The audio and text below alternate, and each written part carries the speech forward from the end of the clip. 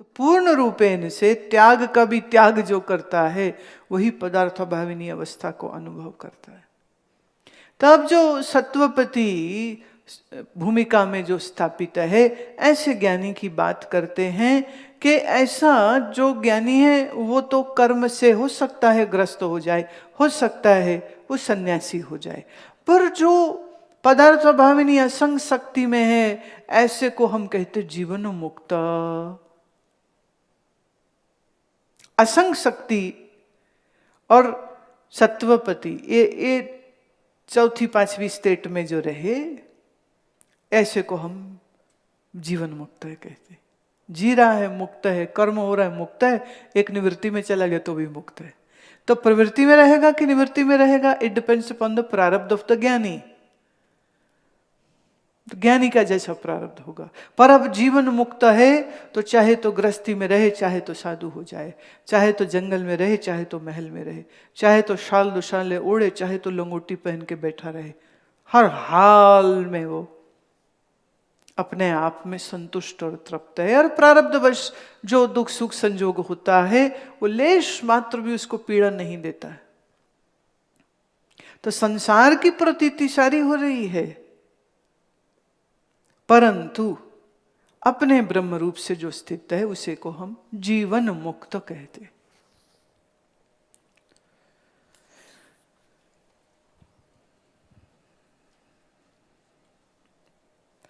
जीवन मुक्ति में प्रपंच की प्रतीति क्यों होती है? आवरण और विक्षेप ये दो अविद्या की शक्तियां हैं, उनमें आवरण शक्ति का ज्ञान से नाश होता है, इसलिए ज्ञानी का दूसरा जन्म नहीं होता। परंतु प्रारब्ध के बल से दग्ध धान्य कण की भांति विशेष शक्ति अविद्या लेश रहती है, इसलिए जीवन मुक्ति में प्रपंच की प्रतीति होती है। यहाँ जब हम जीवन मुक्त कह रहे हैं तो ये हम असंग शक्ति अवस्था में पहुंचे हुए की बात कर रहे हैं। तो वो कहते हैं ऐसा जो पंचम भूमिका में या षष्ठ भूमिका में जो स्थापित हो गया है तो उसका तो मतलब ही नहीं उठता कि अगला कोई जन्म होगा, ऐसा हो, क्योंकि कारण भी तो होना चाहिए ना जन्म का। अब कारण ही कुछ नहीं, क्यों आएंगे वो? नहीं आएंगे वो।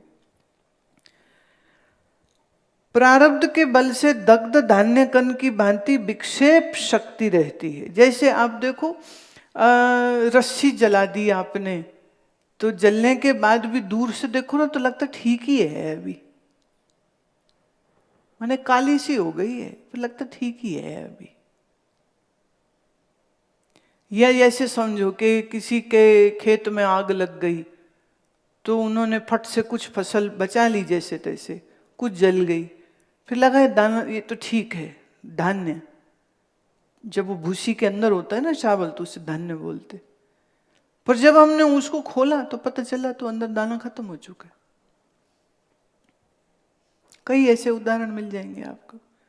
देखने में लग रहा है सब ठीक, जैसे दीमक किसी अलमारी को लग जाए ना, दूर से लगता ठीक तो है अलमारी, पर जैसे आपने हाथ लगाया तो वो सब भुरभुरा करके गिर गई। तो धान्य कण की तरह ज्ञानी के शरीर भी बना रहता है और संसार की प्रतीति भी होती रहती है, लेकिन अब बीच में कुछ नहीं। और प्रतीति कोई दोष भी नहीं है, आकाश नीला है मालूम है, पर हम भ्रम में थोड़ी आ जाते कि सच में। प्रतीति से क्या फर्क पड़ता? कोई फर्क नहीं पड़ता। जीवन मुक्ति में प्रपंच की प्रतीति कैसे होती है? उत्तर, जैसे रस्सी के ज्ञान से सर्प भ्रांति के मिट जाने पर भी कंपन आदि कुछ काल तक बने रहते हैं एवं वास्तवी हैं। माने आपको लगा सांप है, तुम भागे और तुम डर गए और कांप रहे हो, फिर किसी ने कहा नहीं नहीं नहीं ये तो रस्सी है, पर जो शरीर में कंपन हो रहा है वो थोड़ी एकदम चला जाता है, वो फिर भी बंदा थरथरा रहा है। और वो देखता कहता नहीं लग तो अभी भी मेरे को सांप ही रहा है,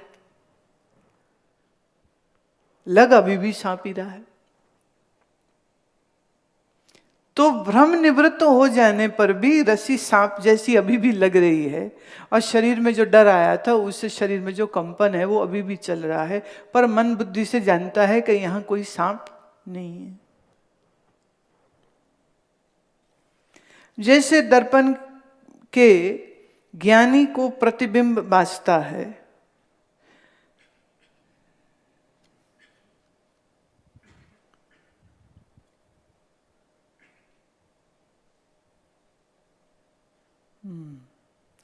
जैसे मरुस्थल के ज्ञानी को मृगजल बाजता है।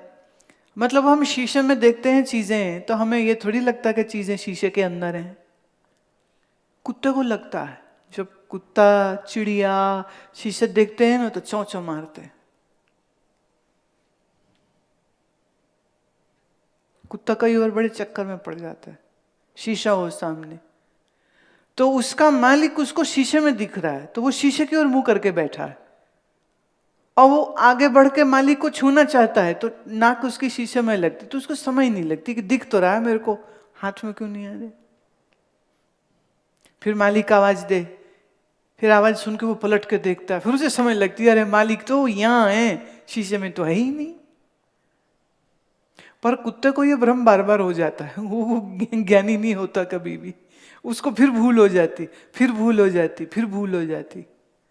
चिड़िया देखो अपना ही प्रतिबिंब देखती है तो चौंचा मारती है और कई बार खून खून हो जाती है वो। तो शीशे में, दर्पण में आपको जो प्रतिबिंब दिखा वो सत्य नहीं है, तो भी वो दिखता रहता है, तो क्या परेशानी। जैसे मरुस्थल में ज्ञानी को मृगजल बाजता है, ऐसे ही तत्वज्ञानी को जीवन मुक्ति की दशा में बाधित हुए प्रपंच की प्रतीति होती है। ये तो वही पुराना उदाहरण है, रेगिस्तान में जल दिखता है दूरी पर, पास जाओ तो कुछ भी नहीं। तो जिसे समझ नहीं है वो भागेगा कि पानी जाके पी लूं, जिसे समझ है वो भागेगा नहीं। वो कह रहे पानी दिखता है, यहाँ कोई है ही नहीं पानी। तो प्रश्न, बाधित हुए प्रपंच की प्रतीति में अन्य दृष्टांत क्या है। दृष्टांत, जैसे महाभारत के युद्ध में द्रोणाचार्य की मृत्यु के बाद अश्वत्थामा आदि के साथ युद्ध हुआ, तब सत्य संकल्प श्री कृष्ण परमात्मा ने यह संकल्प लिया कि इस युद्ध की समाप्ति पर्यंत ये रथ और घोड़े ज्यों के त्यों बने रहें। वहां अश्वत्थामा आदि ने ब्रह्मास्त्र आदि बहुत से अस्त्र प्रयोग किए, जिससे अर्जुन के रथ और घोड़े उसी क्षण भस्म हो गए। फिर श्री कृष्ण परमात्मा रूप सारथी के संकल्प के बल से वे ज्यों के त्यों बने रहे। जब युद्ध समाप्त हुआ तब श्री कृष्ण के रथ से उतरते ही राख का ढेर हो गए।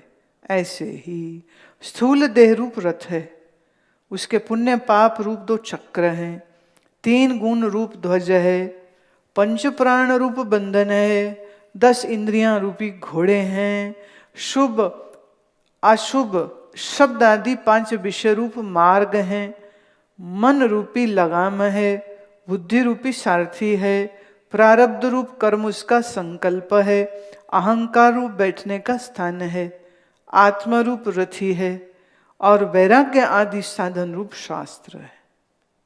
जिज्ञासु ऐसे स्थूल देह रूप रथ पर आरूढ़ होके सत्संग रूपी रणभूमि में जाता है। उसको गुरु रूपी अश्वत्थामा आदि ने महावाक्य का उपदेश रूप ब्रह्मास्त्र आदि मारा। उससे ज्ञान रूप अग्नि प्रकट होकर उसी क्षण देह आदि प्रपंच रूप रथ आदि सर्व का बाध हो जाता है। परंतु फिर भी श्री कृष्ण सारथी बुद्धि के प्रारब्ध रूप संकल्प के बल से देह आदि का नाश नहीं होता, अपितु पीछे भी देह आदि की प्रतीति होती है। इसी को बाधितानुवृत्ति कहते हैं। इस रीति से बाधित हुए प्रपंच की प्रतीति में यह दृष्टांत है। कि अब क्या खूबसूरत दृष्टांत दिया। ये एक ऐसी बात है कि जहां गुरु जी को अश्वत्थामा बना दी, गुरु ने ब्रह्मास्त्र चलाया ना, तो शिष्य के शरीर और प्रारब्ध रूपी जो शरीर रूपी जो उसका रथ है, मन की लगाम है, इंद्रियों की घोड़े हैं, शुभ अशुभ मार्ग हैं, ये सब तो नष्ट हो गए, जैसे अर्जुन का रथ और घोड़े नष्ट हो गए थे। पर वहां कृष्ण ने संकल्प किया कि जब तक युद्ध समाप्त न हो ये घोड़े बने रहे, ये रथ बना रहे। तो भस्म होने के बाद भी घोड़े भी चल रहे हैं, रथ भी चल रहा है। Isn't it amazing? ऐसे ही इस दृष्टांत का दृष्टांत यह है कि प्रारब्ध रूपी सारथी अंदर बैठा है। तो प्रारब्ध कहता है कि जब तक मैं हूं तब तक शरीर भी रहेगा, विषय भी रहेंगे, इंद्रियां भी रहेंगी, सबकी प्रतीति होती रहेगी। ऐसे सब खत्म है,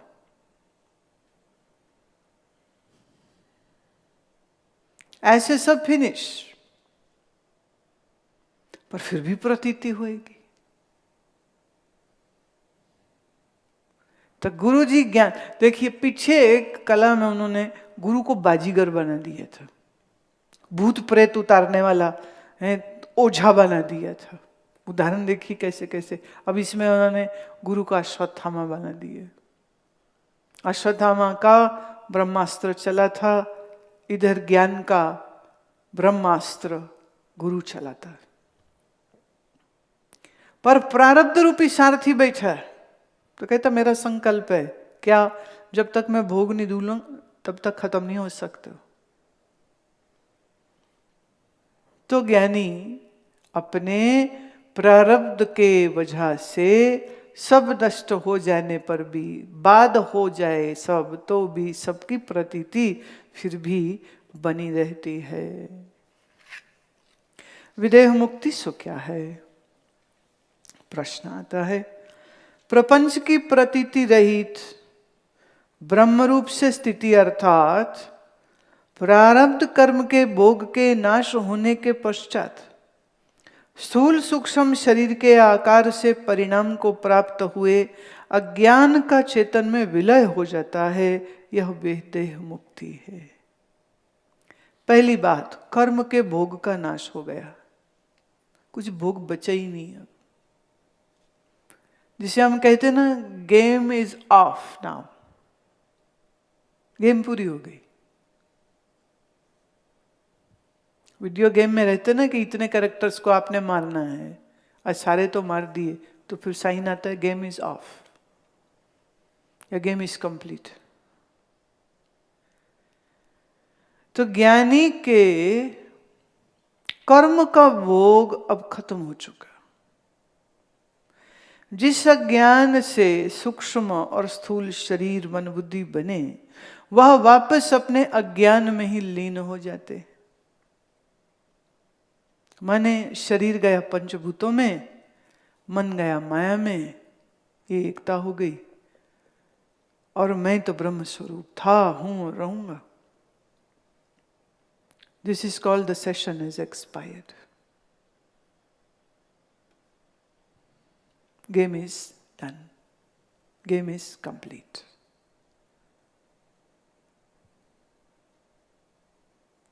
देह तब तक है जब तक कर्म का भोग है। जिस दिन कर्म के भोग खत्म हुए, देह खत्म, डन। तो भी देह माने देह से भी अब परे हट गए, देह ही नहीं रही। तो इसे कहते हैं विदेह मुक्ति। प्रारब्ध के अंत होने पर कार्य सहित अज्ञान लेश का विलय किस साधन से होता है? प्रारब्ध के अंत होने पर अधिक या कम मूर्छा काल में यद्यपि ब्रह्माकार वृत्ति का होना असंभव है और विद्वान को विधि भी नहीं है, तथापि सुषुप्ति की भांति उस मूर्छा काल में भी ब्रह्म विद्या के संस्कार बने रहते। पहले इतनी बात समझो। प्रारब्ध का अंत जब होता है, मैंने जब शरीर छोड़ने का समय आता है, तो थोड़ी या ज्यादा मूर्छा माने बेहोशी आ जाएगी। That is how it is going to happen. या तो थोड़ी या तो ज्यादा मूर्छा आ जाएगी।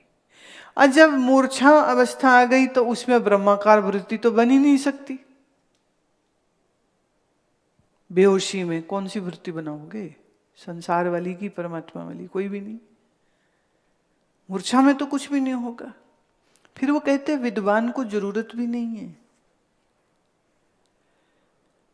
विद्वान को ब्रह्माकार वृत्ति की जरूरत क्यों नहीं है? वो इसलिए क्योंकि उसके तो अज्ञान का नाश हो चुका है, तो अब दोबारा से ब्रह्माकार वृत्ति वो क्यों करे? Not required. तो थोड़ी मूर्छा, बेहोशी या ज्यादा, कुछ भी हो जाए, ज्ञानी को उससे कोई फर्क नहीं पड़ता। अब थोड़ा गीता में देखिए, गीता में श्री कृष्ण ने कहा अंत काल में जो जिसका सुमिरन करता हुआ मरेगा वो उसको प्राप्त होगा। घर परिवार को तो मोह ममता में फिर जन्म होएगा, और जो मेरा स्मरण करता है वो मुझी को प्राप्त होता है। पर ज्ञानी के ऊपर ये नियम भी लागू नहीं होता। भले बेहोशी में चला जाए शरीर, भले होश में चला जाए शरीर, उसे आवश्यकता नहीं है, क्योंकि वो तो जीते जी मोक्ष को अनुभव कर रहा है। जैसे नींद में चले जाए ज्ञानी, तो नींद से उठेगा तो उसका ज्ञान खत्म हो जाता है। तो जब ज्ञान को नींद खत्म नहीं कर सकती, उसे मौत खत्म कैसे कर सकती? याद रहे ये बात तत्वज्ञानी की हो रही है, जिसे अभी मन में द्वेष राग क्लेश हैं, जिसका मन अभी विक्षिप्त है, जो संसारी है, ये उसके लिए नहीं है। उसको तो बहुत कुछ करना बाकी।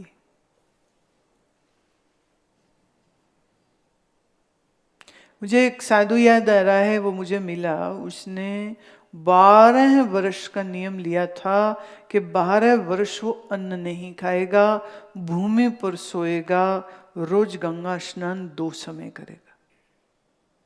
तो 12 वर्ष वो गंगा छोड़ के कहीं गया ही नहीं। अब अन्न नहीं खाएगा तो क्या खाएगा? तो उसको ये निश्चय था कि मेरे प्रारब्ध में होएगा तो फल मेरे पास आ जाएगा, चाहे जहां से भी आए। अब इतने कठोर तप वो क्यों कर रहा है? क्योंकि चित्त की शुद्धि और कैसे होगी? जो सारा समय खाने पीने में ही व्यस्त है, जो सारा समय घूमने फिरने में ही व्यस्त है, जो सारा समय बोलचाल निंदा चुगली में व्यस्त है, मेरे को सम्मान दो, मेरे को सम्मान दो, मेरे को पूछो, मेरी इज्जत करो, मेरी, जो इसी में फंसा हुआ है वो साधक थोड़ी है। तो गंगा का किनारा उसने पकड़ा और 12 वर्ष तक 2 समय गंगा स्नान, अन्न खाना नहीं, और 8 घंटे का मंत्र जप, 8 आवर्स ऑफ मंत्र जप, सिद्धासन में बैठ के सगर्भ माने प्राणायाम सहित जप वो करते 12 वर्ष।